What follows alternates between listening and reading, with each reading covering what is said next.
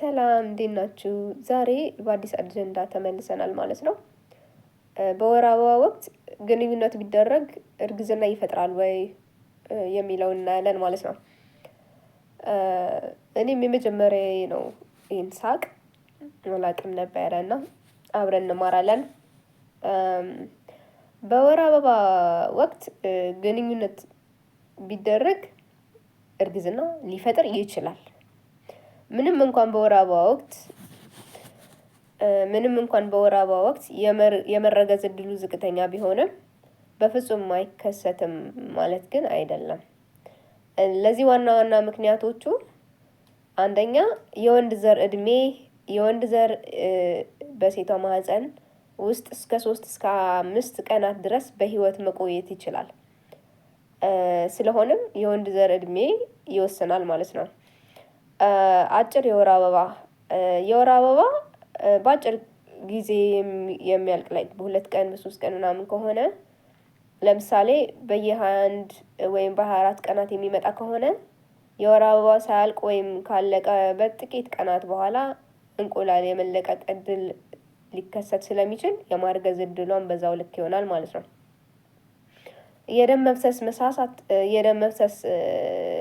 መሳሳት አንዳንድ ጊዜ እንቁላል የሚለቀቅበት ወቅት የሚፈስ ደም ወይም ስፖቲንግ ከወር አበባ ደም ጋር ሊሳሳት ይችላል። በዚህ ጊዜ ግንኙነት ከተደረገ የመረገዝ እድሉ በጣም ከፍተኛ ነው ማለት ነው። ተጨማሪ የጤና ጥንቃቄዎች በወር አበባ ወቅት የሚደረግ ግንኙነት ከእርግዝና በተጨማሪ ለማህፀንና ለሽንት ቧንቧ ኢንፌክሽን የመጋለጥ እድሉ ከፍተኛ ነው። በደም አማካኝነት የሚተላለፉ ተላላፊ በሽታዎች የመያዝ እድሉም ይጨምራል።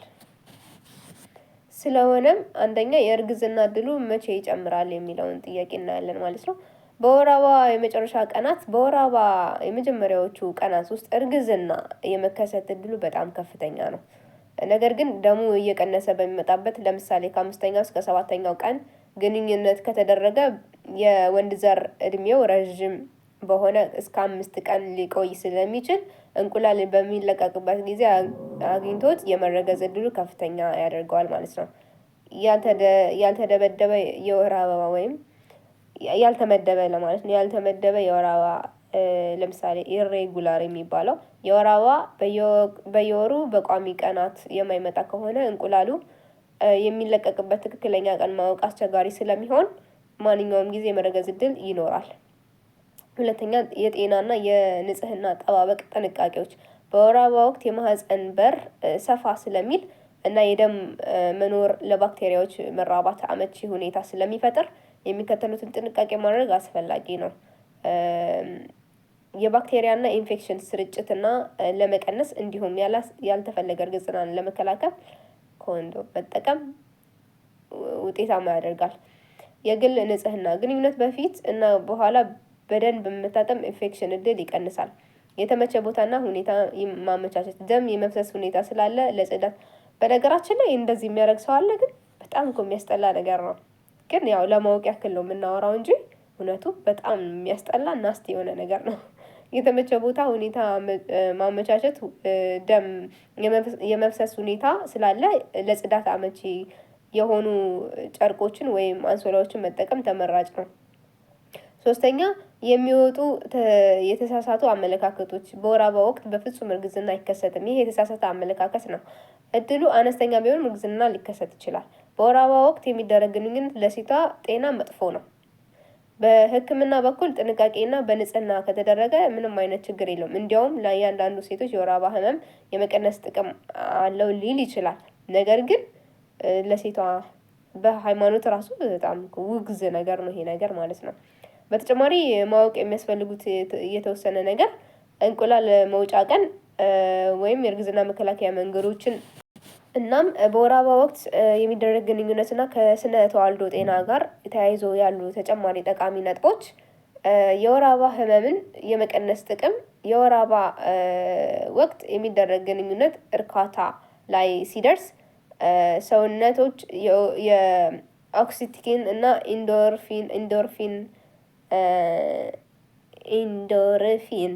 ኢንዶርፊን የተባሉ የደስታና የህመም ማስታገሻ ሆርሞኖች ይለቀቃሉ።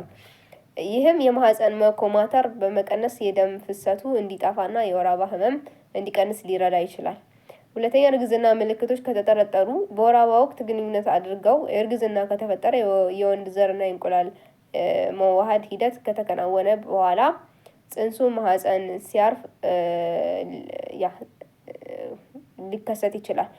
ይህ ደም አንዳንድ ጊዜ ከሚቀጥለው ወር አበባ ጋር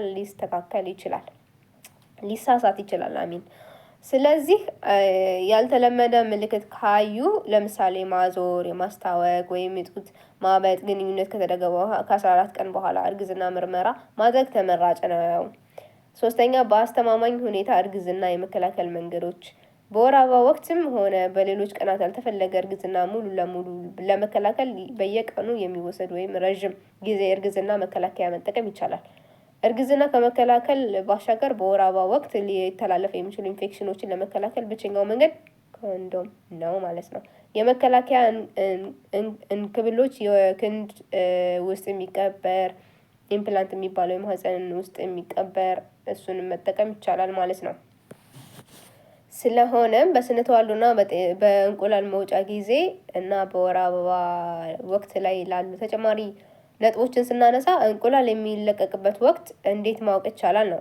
ይሄንን ለማወቅ አንዲት ሴት እንቁላል የሚለቀቅበትን ጊዜ ማወቅ እርግዝና ለማቀድ ስትፈልግ እርግዝና ለማድረግ እርጉዝ ለመሆን ስትፈልግ ማለት ነው እንቁላል የሚለቀቅበትን ጊዜ ማወቅ አለባት ማለት ነው። ለምሳሌ መደበኛ 28 ቀን በ28 የወር አበባ በ28 ቀን ልዩነት የሚመጣ ከሆነ እንቁላል የሚለቀቀው አብዛኛውን ጊዜ በ14ኛ ቀን ከ14ኛ ቀን በፊት ባለው ጊዜ ውስጥ ነው ማለት ነው። በማህፀን ፈሳሽ የማህፀን ፈሳሽ እንቁላል የሚለቀቅበት ወቅት ከማህፀን የሚወጣው ፈሳሽ እንደ እንቁላል ነጭ ክፍል ቀጭን የሚንሸራተትና የሚሳብ ይሆናል ማለት ነው።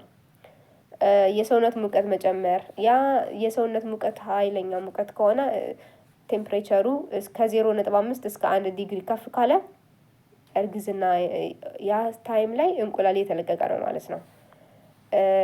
ከአደጋ ጊዜ እርግዝና መከላከያ ለምሳሌ በድንገት የእርግዝና መከላከያ አደጋ ጊዜ የሚባል አለ። በወር አበባ ወቅት ወይም በሌላ ጊዜ ካልተጠበቀ ግንኙነት በኋላ እርግዝና እንዳይከሰት ስጋት ካለ የአደጋ ጊዜ እርግዝና መከላከያ ወይም ይሄ እንክብሎችን መጠቀም ያስፈልጋል። የ72 ሰዓት ማለት ነው። እሱን መጠቀም ያስፈልጋል። ባለው ጊዜ ውስጥ በሚወሰድበት ከፍተኛ የመከላከል አቅም አለው ማለት ነው። በ72 ሰዓት ውስጥ ወይም 3 ቀናት ማለት ነው። ማስታወሻ፣ ይህ እንክብል በአደጋ ጊዜ ብቻ የሚያገለግል እንጂ ዘውትር እንደ መደበኛ መከላከያ የሚወሰድ አይደለም። የወር አበባና የሆርሞን ለውጦች በፍላጎት ላይ ያላቸው ተጽዕኖ በወር አበባ ወቅት እና ከሱ በኋላ ባሉት ቀናቶች ኤስትሮጅን እና ቴስቴስትሮን ሆርሞን መጠን መጨመር ሊከሰት ይችላል። ይህ የሆርሞን መለዋወጥ አንዳንድ ሴቶች ዘንድ በወር አበባ ወቅት ወይም ካለቀ በኋላ ግብረ ስጋ ግንኙነት ፍላጎት እንዲጨምር ያደርጋል ማለት ነው። ስለሆነም የወር አበባ መዛባት ካለ ደግሞ የወር አበባ የሚዛባባችሁ ሰዎች ካላችሁ ደግሞ የወር አበባ በየወሩ በቋሚ ቀን አለመምጣት ወይም የመዘግየት እንቁላል መውጫ ቀንን ለመገመት ይረዳል። አስቸጋሪ ነው፣ በጣም አስቸጋሪ ነው። ለእርግዝና እድል መለዋወጥ ምክንያት ይሆናል። ዋና መንስኤዎች የሆርሞን መዛባት ወይም ፒስኮ፣ የፕላስቲክ ኦቫሪ ሲንድሮም በእንቁላል መብሰል እና መለቀቅ ላይ ተጽዕኖ ያሳድራል። የአእምሮና የሰውነት ጭንቀት ስትረስ፣ በጣም ጭንቀት ካለባችሁ ከፍተኛ ጭንቀት የአእምሮ ክፍላችንን ስለሚያውቅ የወር አበባን የሚቆጣጠር ሆርሞኖች እንዳይለቀቅ ሊያደርግ ይችላል። የክብደት መለዋወጥ፣ በፍጥነት ክብደት መጨመር ወይም ከመጠን በላይ መቀነስ፣ ይሄም ከፍተኛ አደጋ ነው ማለት ነው። ታይሮይድ ችግር፣ ታይሮይድ ወይም የታይሮይድ እጢ ስራ ማነስ ወይም መብዛት፣ እሱም ያስቸግራል ማለት ነው። በእርግዝና ወቅት የሚከሰት ደምና ከወር አበባ ጋር ያሉ ልዩነቶች፣ አንዳንድ ሴቶች እርጉዝ ሆነው ሳለ ደም የሚያዩ አሉ ትንሽዬ። እነሱም እስከ 3ኛ ወር ድረስ ነው ሊያዩ የሚችሉት። ጽንሱ ማህፀን ግድግዳ ላይ ሊያርፍ ሲል ትንሽዬ ነጠብጣብ የደም መፍሰስ ሊኖር ይችላል ማለት ነው። በወር አበባ ደም መጠኑ ከፍ ያለ ቀለሙ ደማቅ ቀይ እና ከ3 ቀናት እስከ 7 ቀን የሚቆይ ከሆነ ሆስፒታል መሄድ ያስፈልጋል ማለት ነው። ገባችሁ? በወር አበባ ወቅት ማለት ነው። እንደ ኖርማል ብዙ ከሆነ በእርግዝናችሁ ታይም ብዙ ከሆነ ምናምን ሆስፒታል መሄድ አለባችሁ። የስነ ተወልደ ጤና ለመጠበቅ የሚረዱ አጠቃላይ ምክሮች የወር አበባ ቀንን መመዝገብ፣ በደብተር ወይም በስልክ መተግበሪያዎች መጠቀም የወር አበባ የሚመጣበትን ቀን ማወቅ ይቻላል ማለት ነው።